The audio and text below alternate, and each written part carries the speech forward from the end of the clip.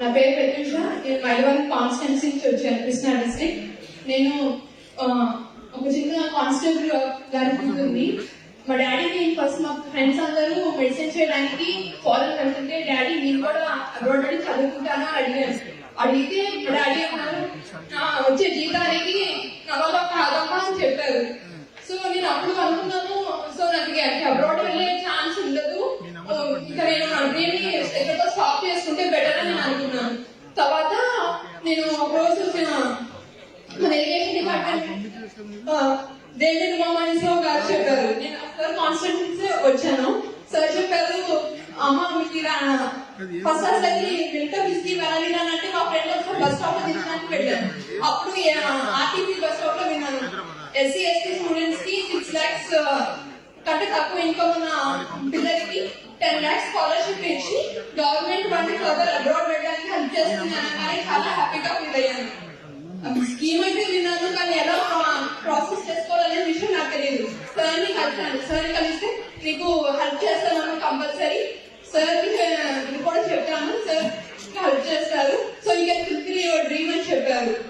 I'm very thankful to you sir, and very much thankful to Chief Minister for giving us this opportunity to fulfill our dreams.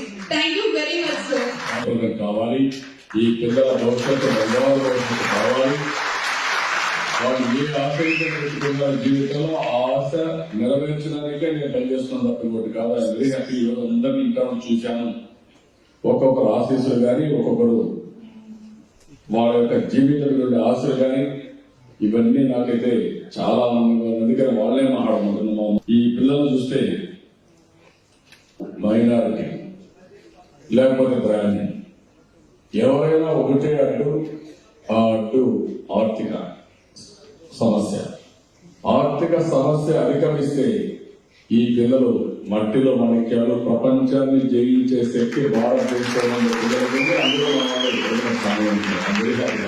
నా పేరు ప్రత్యూష. నేను Mylavaram constituency నుంచి వచ్చాను, Krishna district. నేను ఒక చిన్న కానిస్టేబుల్ గారి కూతుర్ని. మా డాడీకి ఫస్ట్ మా ఫ్రెండ్స్ అందరూ మెడిసిన్ చేయడానికి ఫారెన్ వెళ్తుంటే డాడీ నేను కూడా అబ్రాడ్ వెళ్ళి చదువుకుంటానా అడిగాను. అడిగితే మా డాడీ అన్నారు వచ్చే జీతానికి నా వల్ల కాదమ్మా అని చెప్పారు. సో నేను అప్పుడు అనుకున్నాను, సో నాకు అబ్రాడ్ వెళ్ళే ఛాన్స్ ఉండదు, ఇక నేను అన్నిటిని ఎక్కడితో స్టాప్ చేసుకుంటే బెటర్ అని నేను అనుకున్నాను.